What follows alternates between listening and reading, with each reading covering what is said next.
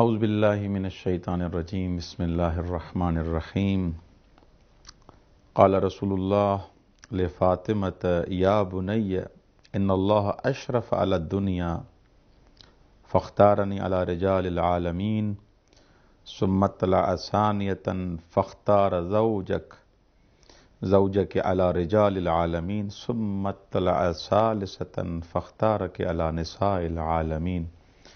پروردگار عالم آپ کو سلامت رکھے۔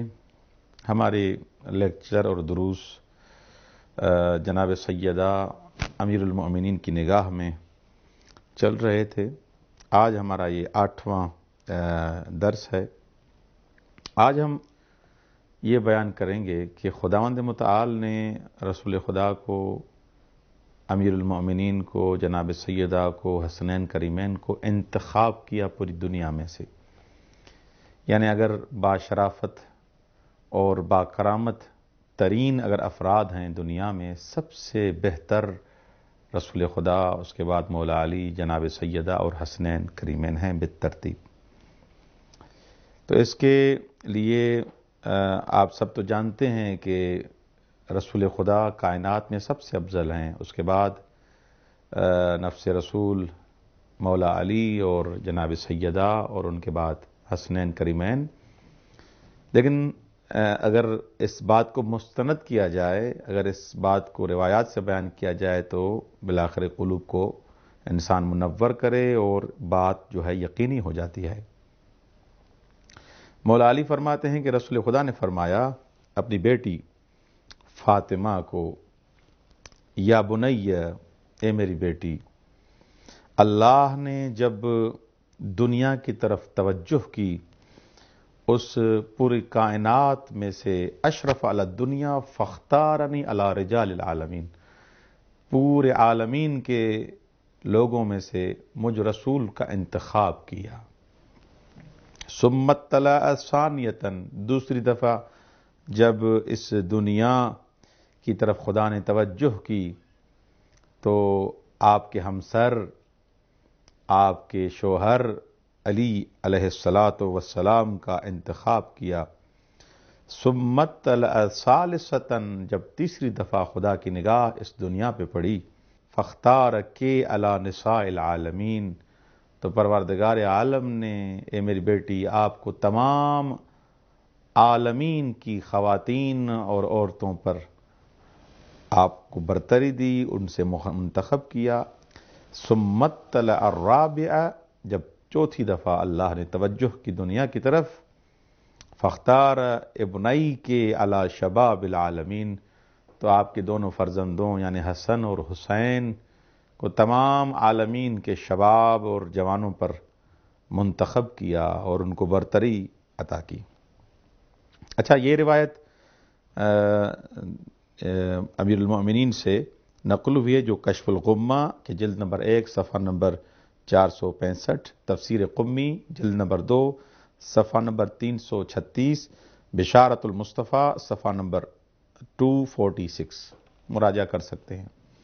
اچھا، یہاں پر ایک اور چیز کو بیان کرنا تھوڑا ضروری ہے کہ خدا نے جو یہ انتخاب کیا ہے پیغمبر کا، تمام عالمین سے بہتر اور برتر ہیں جناب مصطفیٰ صلی اللہ علیہ وآلہ وسلم، ان کے بعد امیر المؤمنین، ان کے بعد جناب سیدہ حسنین کریمین۔ خوب اس کی لمیت کیا ہے، اس کا سبب کیا ہے؟ سیدھی سی بات ہے، خدا کا کوئی کام حکمت کے خلاف نہیں ہوتا۔ خدا حکیم ہے، اس کے تمام کام حکیمانہ ہوتے ہیں، مصلحت کے مطابق ہوتے ہیں، ان میں حکمت نہفتہ ہوتی ہے۔ تو آئیں کچھ روایات پڑھتے ہیں، اور نورانی روایات پڑھنے کے بعد آپ کو پتہ چل جائے گا کہ خداوند متعال اپنے عبد کو کیسے انتخاب کرتا ہے، برتری کا سبب کیا ہے، کیا وہ اس میں کون سا گوہر ہے جس کی وجہ سے ان کو تمام عالمین پر انتخاب کیا گیا ہے۔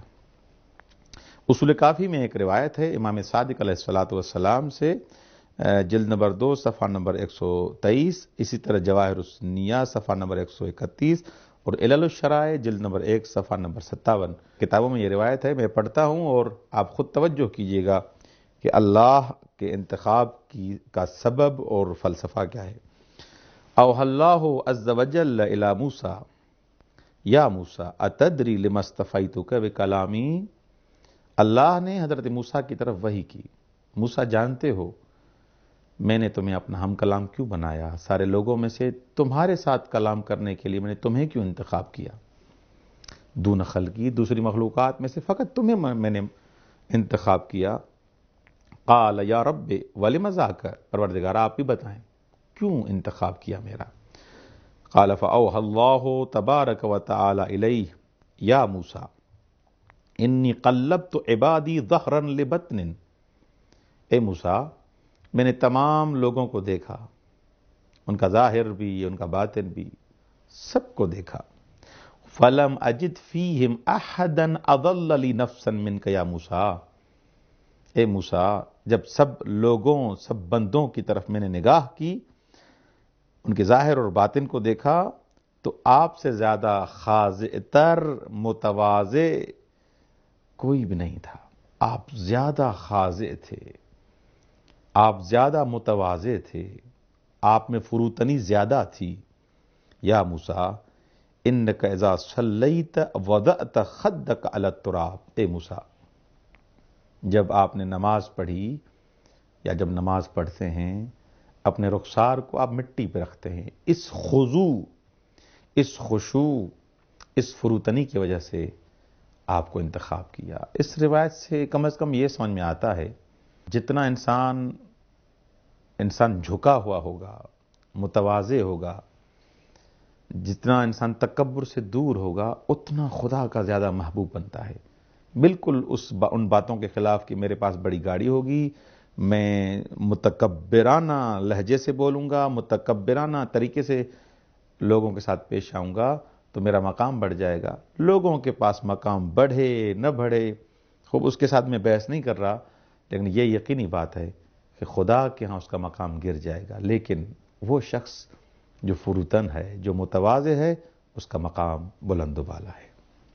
دوسری روایت پڑھتے ہیں ارشاد القلوب میں، وَأَوْحَى اللَّهُ إِلَى مُوسَىٰ أَتَدْرِي لِمَ نَاجَيْتُكَ وَبَعَثْتُكَ إِلَىٰ خَلْقِي قَالَ لَا يَا رَبِّ قَالَ إِنِّي قَلَّبْتُ عِبَادِي وَاخْتَبَرْتُهُمْ فَلَمْ أَرَ أَذَلَّ لِي قَلْبًا مِنْكَ فَأَحْبَبْتُ أَنْ أَرْفَعَكَ مِنْ بَيْنِ خَلْقِي لِأَنِّي عِنْدَ الْمُنْكَسِرِ قُلُوبُهُمْ۔ اللہ اکبر۔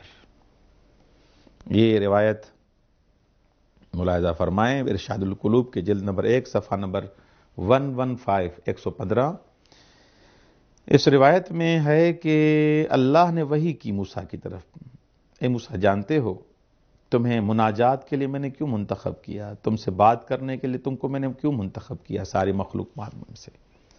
حضرت موسیٰ نے کہا پروردگارا میں نہیں جانتا، تو اللہ نے فرمایا کہ میں نے تمام لوگوں کا امتحان لیا، ان کو آزمایا، لیکن آپ سے زیادہ خاضع اور خضوع والا بندہ، جھکا ہوا بندہ، زمینی بندہ، اے موسیٰ آپ سے زیادہ نہیں دیکھا، اور اسی لیے میں نے آپ کو تمام لوگوں پر برتری عطا کی، اور میں جو ٹوٹے ہوئے دل ہوتے ہیں ان کے ساتھ ہوتا ہوں، ان کے پاس ہوتا ہوں۔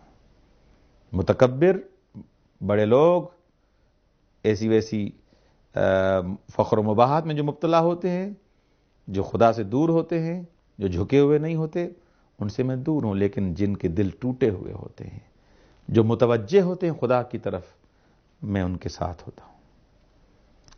تو ان دو روایات سے تو یہ سمجھ میں آتا ہے کہ انسان ابدیت کے اس عظیم مرحلے تک تب پہنچتا ہے جب انسان میں تواضع زیادہ ہو، جب انسان جھکا ہوا ہو۔ باقی انسان اکڑ کر چلے گا تو وہ خدا کو کم از کم پسند نہیں ہے۔ اور دوسری روایات میں ہم نے اور آپ نے پڑھا ہے کہ جو انسان متکبر ہوتا ہے لوگ اس سے دور ہو جاتے ہیں، لیکن جو زمینی انسان ہوتا ہے وہ انسان خدا کے نزدیک ہوتا ہے، لوگ اس سے محبت کرتے ہیں۔